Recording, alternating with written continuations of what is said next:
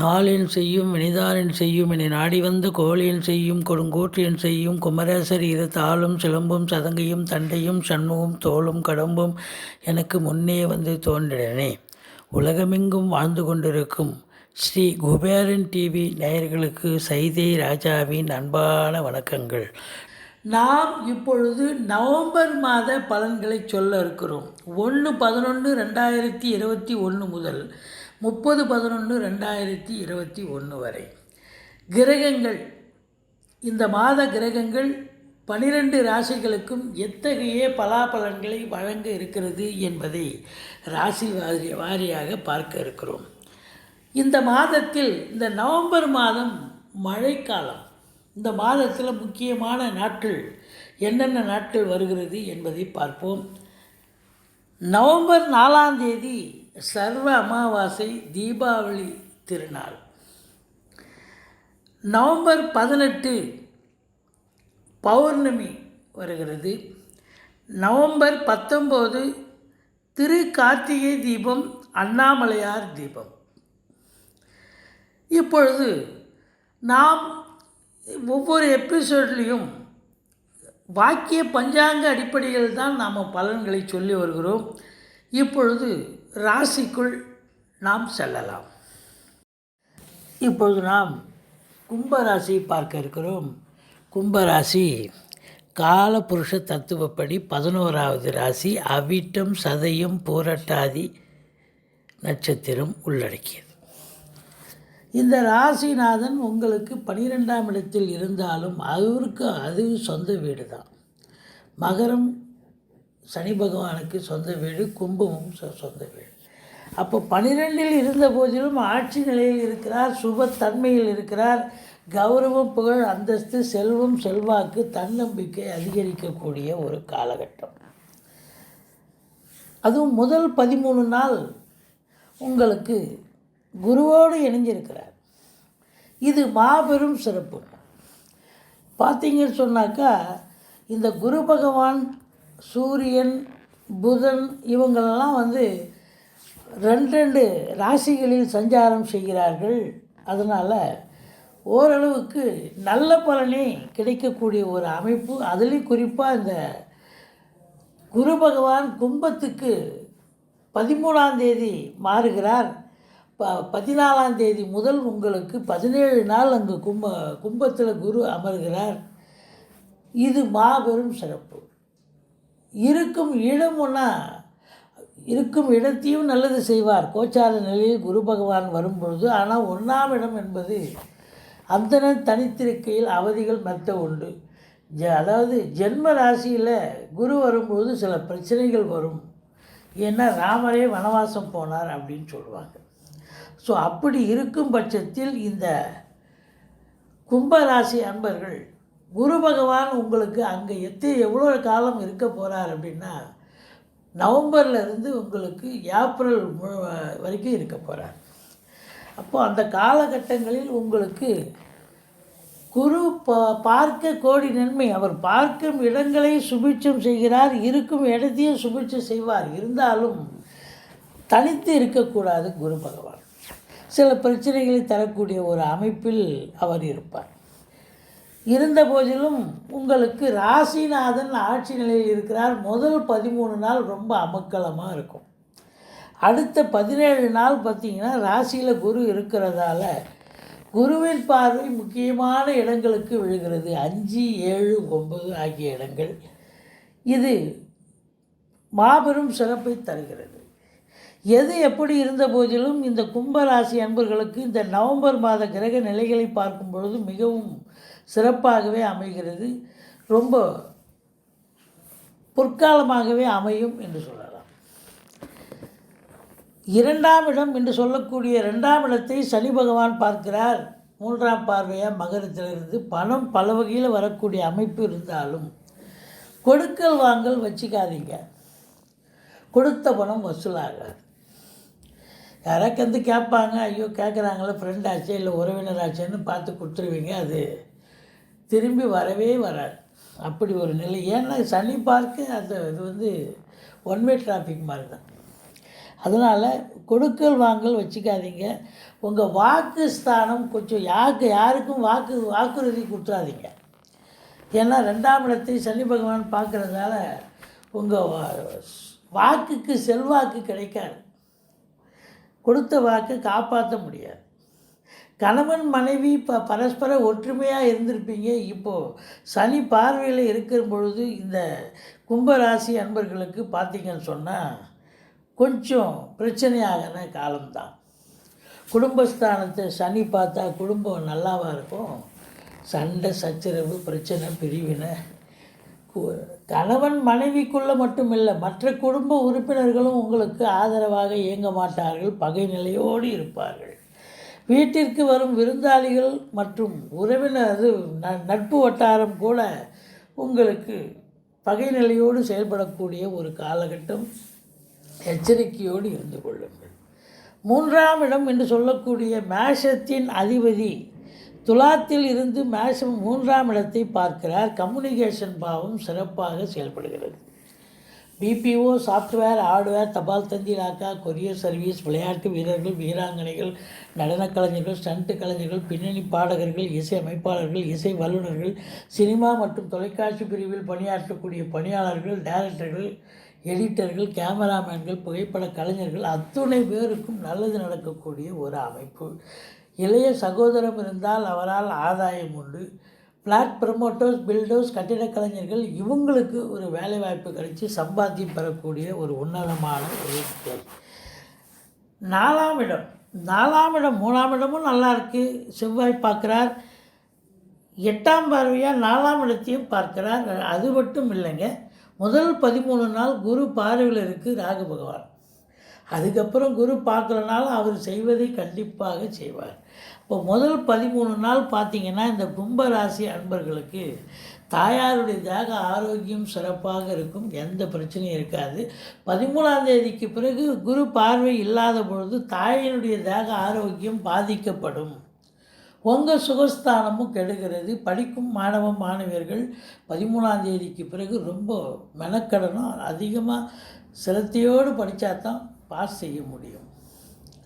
வண்டி வாகனங்கள் 13 தேதி வரைக்கும் எந்த பிரச்சனையும் இருக்காது, கூலாக போகும். அதுக்கப்புறம் பார்த்திங்கன்னா மக்கள் பண்ண ஆரம்பிக்கும், செலவு வைக்கும். ஸோ நீங்கள் எச்சரிக்கையாக செயல்பட வேண்டிய காலகட்டம். அதே நேரத்தில் வீட்டுக்கு மெயின்டெனன்ஸ் செலவு அதிகமாகிவிடும். நீங்கள் ஒன்று நினைக்க அது ஒன்று செலவு ரெட்டிப்பு செலவாகும். அதாவது எலக்ட்ரிக் ஒயர் மாற்றுறேன், ப்ளம்பிங் ஒர்க்கு செய்கிறேன், கதவு தாழ்பால் போச்சு, கதவே போயிடுச்சு, வேறு கதவு மாற்றணும். இப்படி எல்லா நிலைகளிலும் நீங்கள் இறங்கிட்டீங்கன்னு சொன்னால் செலவு ரெட்டிப்பாகி உங்களுக்கு பிபி சுகர் 13ஆம் தேதிக்கு பிறகு எகிறக்கூடிய ஒரு நிலை. அதனால் எது ரொம்ப எசென்ஷியலோ அதை மட்டும் பாருங்கள். மற்றபடி எந்த ஒரு நிலையும் குறையும் இல்லை. 5ஆம் இடத்தை குரு பார்க்கிறார். 13ஆம் தேதிக்கு பிறகு 17 நாள் குரு பார்வையில் இருக்கிறார். அப்போது 5ஆம் இடத்து அதிபதி உங்களுக்கு எங்கே இருக்கிறார் அப்படின்னு பார்த்தீங்கன்னா 9, 10 போய் அமர்ந்திருக்கிறார்கள். இது மாபெரும் சிறப்பு. அதே நேரத்தில் குரு பார்வை இருக்கும் காலங்கள் 17 நாட்கள் முழுமையாக இருக்கின்றன. அப்போ பிள்ளைகளால் பெருமிதம் கொள்ளக்கூடிய உன்னதமான ஒரு காலகட்டம். குலதெய்வத்துடைய அனுகிரகம் பூரணமாக கிடைக்கும். பூர்வீகத்தில் ஏதாவது வீடு கட்டுறது, வீடு ஆல்ட்ரேஷன் பண்ணுறது, அடிக்கடி பூர்வீகத்துக்கு சென்று வரக்கூடிய ஒரு அமைப்பு இருக்குங்க. அங்கே கோயில்களுக்கு டொனேஷன் கொடுக்கறது, நீ உங்களுடைய கைங்கரியங்கள் செய்வது, நன்கொடைகள் வழங்குவது, இப்படி ஏதாவது ஒரு தர்ம காரியங்களில் உங்களது மனது லயிக்கும் அப்படின்னு சொன்னால் மிகையாகாது. 6ஆம் இடம் அப்படின்னும் பொழுது 6ஆம் இடத்தை முதல் 13 நாள் மகரத்திலிருந்து குரு பார்க்குறார். அந்த 13 நாள் ரொம்ப பிரமாதமாக இருக்கும். உங்கள் தேக ஆரோக்கியம் சிறப்பாக இருக்கும். அதே நேரத்தில் எதிரிகள் ஓடி ஒளிவார்கள். கடன் சுமை படிப்படியாக குறையும். ஆனால் 13ஆம் தேதிக்கு பிறகு எவன் எதிரி எவன் நண்பன்னு தெரியாது. பிரச்சனைகள், எதிரிகளால், மறைமுக எதிரிகளால் தொல்லை ஏற்படும். தேக ஆரோக்கியம் பாதிக்கப்படக்கூடிய ஒரு நிலை இருக்கிறது. எச்சரிக்கையோடு செயல்படுங்கள். 7ஆம் இடம் என்பது 7ஆம் இடத்து அதிபதி சூரிய பகவான் உங்களுக்கு துலாத்தில் 16 நாட்கள் இருந்து நீச்சம் அடைகிறார். நீச்ச பங்கம் பெறவில்லை. அப்போது உங்களுடைய மனைவிக்கு உடம்பு முடியாமல் போகக்கூடிய ஒரு காலகட்டமாக அமைகிறது. இந்த முதல் 13 நாளும் கொஞ்சம் எச்சரிக்கையாக இருங்க. அதுக்கப்புறம் 13ஆம் தேதிக்கு பிறகு ராசிநாதனை குரு பார்க்கிறார், ராசியையும் குரு பார்க்கிறார். அதாவது சிம்மத்தையும் குரு பார்க்கிறார், சிம்மத்தினுடைய அதிபதியான சூரியனையும் குரு பார்க்கிறார். அப்போது இதனால் என்ன ஒரு விஷயம்னா, 13ஆம் தேதி வரைக்கும் உங்களுடைய வாழ்க்கை துணை அல்லது மனைவிக்கு கருத்து வேறுபாடு, சண்டை சச்சரவு, இல்லை அவங்களுக்கு உடம்பு முடியாத சூழல் ஏற்படக்கூடிய ஒரு நிலை இருக்கிறது. தந்தைக்கும் உடம்பு முடியாமல் போகலாம், இல்லை உங்கள் தந்தைக்கு அவப்பெயரோ கௌரவ குறைச்சலோ ஏற்படக்கூடிய ஒரு காலகட்டமாக இது அமைகிறது. மொத்தத்தில் 13ஆம் தேதிக்கு பிறகு உங்களுக்கு கணவன் மனைவி பரஸ்பர ஒற்றுமை, சந்தோஷம், குதூகலம் நிச்சயமாக இருக்கும்.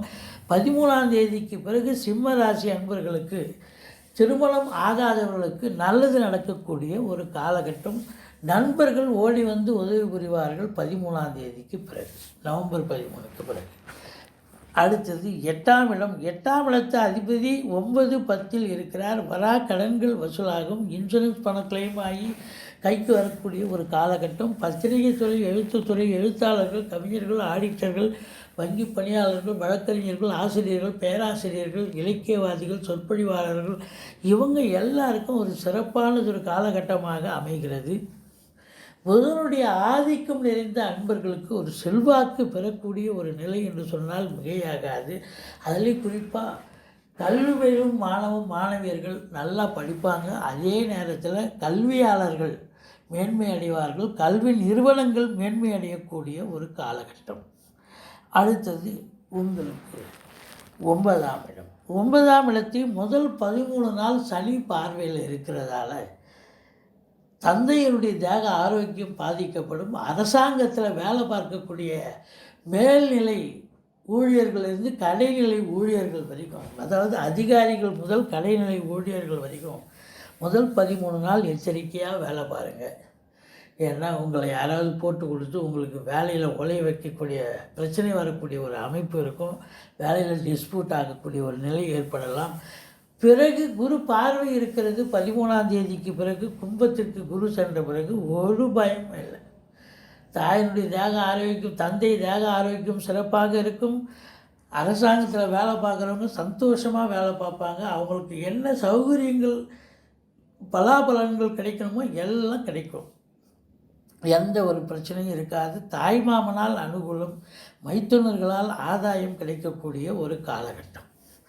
அடுத்தது 10ஆம் இடத்தில் 14 நாட்கள் சூரியனும் புதனும் மாத கடைசியில் இருக்காங்க. கேது பகவான் இருக்கிறார். புதாதித்ய யோகம் ஏற்படுகிறது.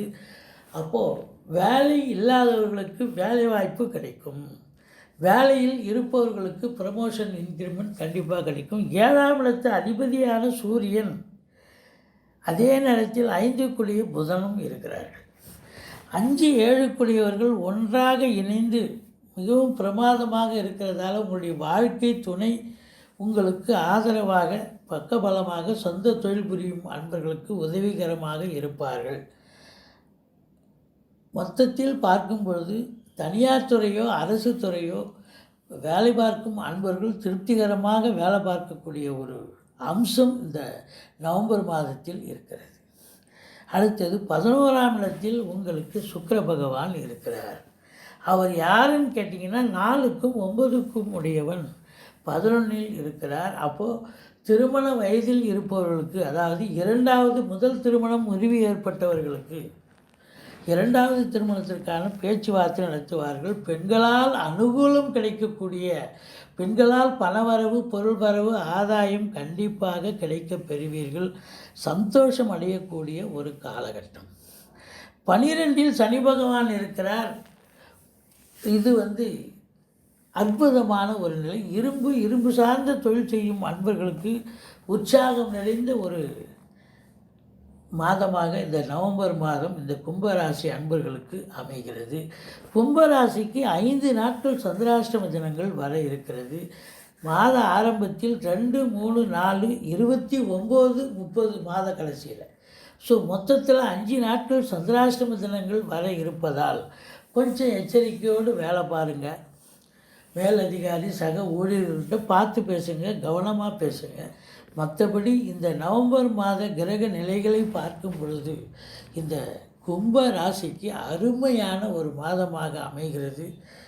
எந்த குறையும் இல்லாமல் திருப்திகரமாக சந்தோஷமாக இருக்கக்கூடிய ஒரு காலகட்டம் என்று சொன்னால் மிகையாகாது. அதுலேயும் குறிப்பாக இந்த 4ஆம் இடத்தில் ராகு இருக்கிறார். அது குரு பார்வையில் இருக்கும் போதும் சரி, இல்லாமல் இருக்கும் போதும் சரி, ஷேர் மார்க்கெட், ஸ்பெகுலேஷன், ஏஜென்சி நடத்தும் அன்பர்கள், ரியல் எஸ்டேட் செய்யும் அன்பர்கள், புரோக்கரேஜ் செய்யும் அன்பர்கள், இவங்க எல்லாருக்கும் ஒரு நல்லது நடக்கக்கூடிய ஒரு அமைப்பு நிச்சயமாக இருக்குங்க. மொத்தத்தில் பார்க்கும் பொழுது இந்த கும்பராசி அன்பர்கள் முருகப்பெருமானையும் ஈஸ்வரனையும் வழிபாடு செய்யுங்கள். வாராகி அம்மனை வழிபாடு செய்யுங்கள். வாழ்க்கை வளமோடு இருக்கும். எங்கள் வீடியோ பிடிச்சிருந்தா லைக் பண்ணுங்கள், ஷேர் பண்ணுங்கள், மறக்காமல் சப்ஸ்கிரைப் பண்ணுங்கள். நன்றி. வாழ்க வளமுடன். ஸ்ரீ குபேரன் டிவியை பார்த்தமைக்கு நன்றிகள். மேலும் இது போன்ற தகவல்களை தெரிந்து கொள்ள ஸ்ரீ குபேரன் டிவியை சப்ஸ்கிரைப் செய்யுங்கள். மறக்காமல் பெல் ஐக்கானை கிளிக் செய்யுங்கள்.